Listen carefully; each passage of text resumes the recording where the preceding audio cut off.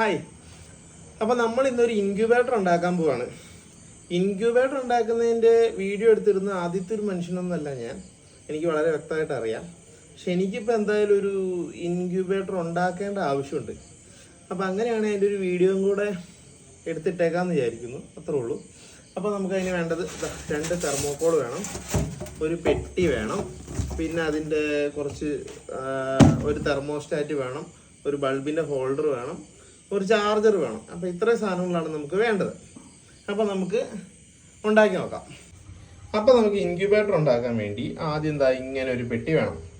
അപ്പോൾ ഈ പെട്ടിയുടെ എല്ലാ വശങ്ങളിലും നമ്മൾ തെർമോക്കോൾ വെട്ടി ഒട്ടിക്കും. അപ്പോൾ നമ്മൾ തെർമോക്കോൾ മേടിച്ച് വെച്ചിട്ടുണ്ട്. തെർമോക്കോൾ ഈ ബോക്സിനകത്ത് വെക്കാൻ വേണ്ടിയിട്ട് ഇതിൻ്റെ ഓരോ വശത്തിൻ്റെ അളവെടുത്ത് നമ്മൾ ഇങ്ങനെ 4 വശത്തിലും അളവെടുത്ത് നമ്മൾ മുറിച്ചെടുക്കാൻ പോവുകയാണ്. അപ്പോൾ നമ്മൾ എടുത്തേക്കുന്ന ബോക്സിൻ്റെ വീതി എന്ന് പറയുന്നത് ഏകദേശം ഒരു 40 സെൻറ്റിമീറ്റർ ഉണ്ട്. അപ്പം നമ്മൾ ആ അളവും പിന്നെ ഈ 32 സെൻറ്റിമീറ്റർ അളവുമാണ് നമ്മൾ ഇതിൻ്റെ അടിവശത്ത് വെക്കാനായിട്ട് നമ്മൾ മുറിച്ചെടുക്കാൻ പോകുന്നത്. 32 സെൻറ്റിമീറ്റർ നീളവും 40 സെൻറ്റിമീറ്റർ വീതിയുള്ളൊരു തെർമോക്കോൾ പീസ് നമ്മൾ ആദ്യം മുറിച്ചെടുക്കും. അപ്പോൾ നമ്മൾ തെർമോക്കോൾ നമ്മൾ മുറിച്ചെടുത്തിട്ടുണ്ട്. അപ്പോൾ മുറിച്ചെടുത്ത തെർമോക്കോൾ നമ്മൾ ഇതിനകത്തോട്ട് ഇറക്കി വെക്കുകയാണ്. ഉണ്ടോ, കറക്റ്റ് അളവാണ് നമ്മൾ മുറിച്ചെടുത്തത്. അപ്പോൾ അതുകൊണ്ട് അത് അത്ര ഷേപ്പൊന്നും കറക്റ്റ് ആയില്ലെങ്കിലും കറക്റ്റ് അളവിനാണ് നമ്മൾ മുറിച്ചെടുത്തത്. ഷേപ്പ് കറക്റ്റ് ആവാത്തതിൻ്റെ ഒരു ഗ്യാപ്പ് അവിടെ വന്നിട്ടുണ്ട്. അപ്പോൾ നമ്മൾ ഇതിൻ്റെ വശങ്ങളിൽ ഇതുപോലെ തെർമോക്കോൾ കട്ട് ചെയ്ത് പൊട്ടിച്ച് വെച്ചിട്ടുണ്ട്. ഇനി ഇതിൽ നമുക്ക് കുറച്ച് സാധനങ്ങളും കൂടെ പിടിപ്പിക്കാനുണ്ട്. നമുക്ക് CPU-ൻ്റെ ഉള്ളിലൊക്കെ കാണുന്ന ഇതിങ്ങനത്തെ ഒരു ചെറിയ ഫാൻ വേണം.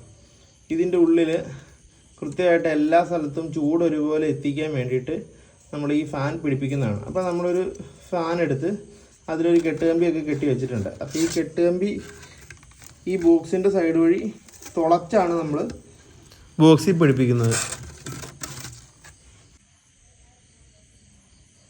അങ്ങനെ ആ ഫാനും നമ്മൾ ഈ ബോക്സിനകത്ത് പിടിപ്പിച്ചു. ഇതിൽ വേണ്ട ടെമ്പറേച്ചർ നമ്മൾ നിലനിർത്തുന്നത് പഴയ ഫിലമെൻറ്റ് ബൾബ് വെച്ചാണ്. അപ്പോൾ അത് പിടിപ്പിക്കാൻ വേണ്ടി നമുക്കൊരു ഹോൾഡർ വേണം. അതുപോലെ ഞാനൊരു വയർ കണക്ട് ചെയ്തെടുത്തിട്ടുണ്ട്. അപ്പോൾ അത് നമ്മൾ ഈ പെട്ടിയുടെ ഈ ഒരു സൈഡിൽ ഈ ഫാൻ ഉറപ്പിച്ചതുപോലെ തന്നെ കെട്ടുകമ്പി വെച്ച് ഉറപ്പിക്കാൻ പോവുകയാണ്. അങ്ങനെ ആ ഹോൾഡറും നമ്മൾ ആ പെട്ടി പിടിപ്പിച്ചു. ഇനി ഇതിനകത്തോട്ട് നമ്മളൊരു പഴയ ഫിലമെൻറ്റ് ബൾബ് ഇട്ട് കൊടുക്കണം. ഫിലമെൻറ്റ് ബൾബ് ഇപ്പോൾ കിട്ടാൻ ബുദ്ധിമുട്ടാണ്. ഞാൻ ഒരു ഫിലമെൻറ്റ് ബൾബും കൂടെ ഇവിടെ അഡീഷണൽ മേടിച്ച് വെച്ചിട്ടുണ്ട്. ഇപ്പോൾ നമ്മളിപ്പോൾ മുട്ട ഇതിനകത്ത് വെച്ച് കഴിഞ്ഞിട്ട് എപ്പോഴെങ്കിലും ഈ ബൾബ് ചീത്തയായി പോയാൽ അപ്പം തന്നെ നമുക്ക് നമ്മളെ ശ്രദ്ധയപ്പെടുന്ന അപ്പം തന്നെ നമുക്ക് ബൾബ് മാറിയിടാൻ വേണ്ടി ഒരു ഫിലമെൻറ്റ് ബൾബും കൂടെ അഡീഷണൽ നമ്മളിവിടെ മേടിച്ച് വെച്ചിട്ടുണ്ട്. അപ്പോൾ അങ്ങനെ ബൾബും നമ്മൾ പിടിപ്പിച്ചു. ഈ കാണുന്ന ചെറിയ തെർമോസ്റ്റാറ്റ് ഉപയോഗിച്ചാണ് നമ്മൾ ഇതിനകത്തെ താപനില നിയന്ത്രിക്കുന്നത്. തെർമോസ്റ്റാറ്റിലേക്കും ഈ കാണുന്ന ഫാനിലേക്കും പവർ സപ്ലൈ കൊടുക്കുന്നതിനായി ഒരു പഴയ ചാർജർ മുറിച്ച് അതിൽ 2 വയർ കൊടുത്ത് നമ്മൾ എടുത്തിട്ടുണ്ട്. അപ്പോൾ ഇതിൽ ഒരു പവർ സപ്ലൈ നമുക്ക് ഈ ഫാനിനും ഒരു പവർ സപ്ലൈ നമുക്ക് തെർമോസ്റ്റാറ്റിന് പവർ കൊടുക്കാനും ഉപയോഗിക്കാം. തെർമോസ്റ്റാറ്റ് സെറ്റ് ചെയ്യുക എന്നതാണ് അടുത്ത ഘട്ടം. ബൾബിന് എതിർവശത്തായി ഈ കാണുന്ന രീതിയിൽ തെർമോസ്റ്റാറ്റിൻ്റെ സെൻസർ ഈ ബോർഡിലേക്ക് കണക്ട് ചെയ്തിരിക്കുന്നു.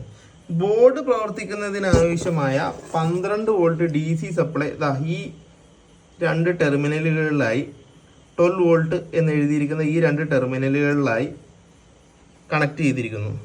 ബൾബ് പ്രവർത്തിക്കുന്നതിനാവശ്യമായ AC സപ്ലൈ K0 എന്ന പോയിന്റിലും ബൾബിലേക്കുള്ള വയർ K1 എന്ന ടെർമിനലിലും കണക്ട് ചെയ്തിരിക്കുന്നു.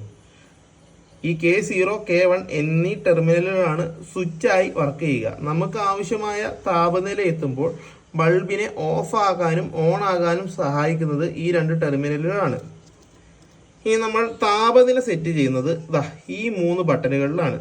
സെറ്റ് ബട്ടൺ ഒരു പ്രാവശ്യം ഞെക്കുമ്പോൾ നമുക്കിത് കട്ട് ഓഫ് ആകേണ്ട താപനില അഡ്ജസ്റ്റ് ചെയ്യാവുന്നതാണ്. 37.6, 37.5 എന്നൊക്കെ പറഞ്ഞ് കുറയുന്നതുണ്ടോ.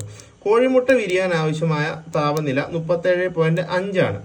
നമ്മൾ 37.5 കട്ടാവുന്നതിന് പകരം നമ്മൾ 37.9 കട്ടാവുന്ന രീതിയിൽ നമ്മൾ സെറ്റ് ചെയ്യുന്നു.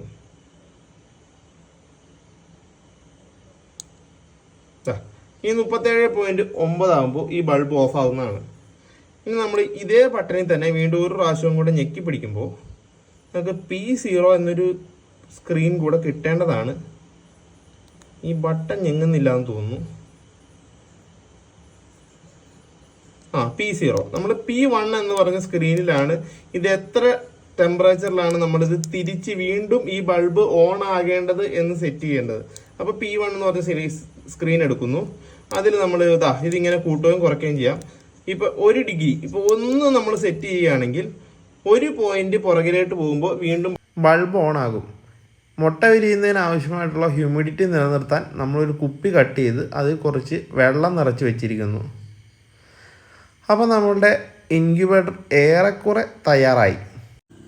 അങ്ങനെ വിരിയിക്കാനുള്ള മുട്ട നമ്മുടെ ഇൻക്യുബേറ്ററിനകത്ത് വെച്ചു. ഇനി ഈ മുട്ട എല്ലാ ദിവസവും അങ്ങോട്ടും ഇങ്ങോട്ടും തിരിച്ചു വെക്കേണ്ടതുണ്ട്. അതിനൊരു അടയാളം എന്നുള്ള രീതിയിൽ എല്ലാ മുട്ടയിലും നമ്മളൊരു നമ്പർ എഴുതി വെച്ചിട്ടുണ്ട്. ഇതിൽ പരമാവധി എത്ര മുട്ട കൊള്ളുമോ അത്രയും മുട്ട വെക്കുന്നതാണ് നമുക്ക് ലാഭം. എന്തായാലും നമ്മൾ കറണ്ട് കാശ് മുടക്കി ഇത് ചെയ്യുന്നു. അപ്പോൾ നമ്മൾ എത്ര മുട്ട വയ്ക്കുന്നു അത്രയും നമുക്ക് ലാഭമാണ്.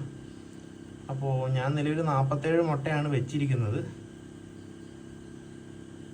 ഇത് 37.5 ഡിഗ്രി ആകുമ്പോൾ ഇത് തന്നെ കട്ട് ഓഫ് ആവും. ഇതിപ്പോൾ നമ്മൾ വെച്ച ഉടനെ ആയ കാരണം 28.7 ആയിട്ടുള്ളൂ. ഇത് മുഴുവൻ സെറ്റ് ചെയ്ത് കഴിഞ്ഞിട്ടില്ല. അപ്പോൾ ഇത് അങ്ങനെ ഇൻക്യുബേറ്ററിൻ്റെ എല്ലാം സെറ്റ് ആക്കിയിട്ടുണ്ട്. ഇതിൻ്റെ അകത്ത് ബൾബ് തെളിഞ്ഞിട്ടുണ്ട്. 32 ഡിഗ്രി എന്നൊരു താപനില കൂടി വരുന്ന നമുക്ക് കാണാൻ പറ്റും.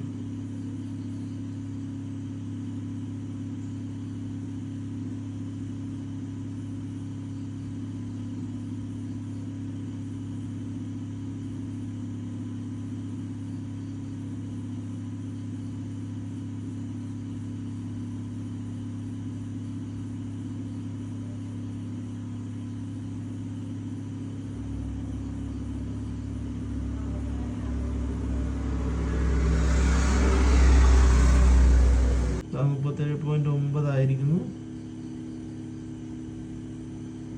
40 ഡിഗ്രി ആകുമ്പോൾ ഇത് കട്ട് ഓഫ് ആവും.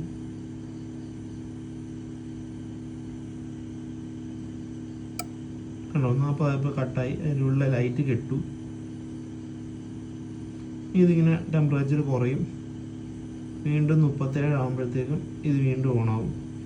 നമുക്ക് 37.5 ഇതിൻ്റെ ഉള്ളിൽ ടെമ്പറേച്ചർ വേണ്ടത്. അപ്പോൾ നമ്മൾ 38 കട്ടാവുകയും 37 വീണ്ടും ഓൺ ആവുകയും ചെയ്യുന്ന രീതിയിലാണ് സെറ്റ് ചെയ്ത് വെച്ചേക്കുന്നത്.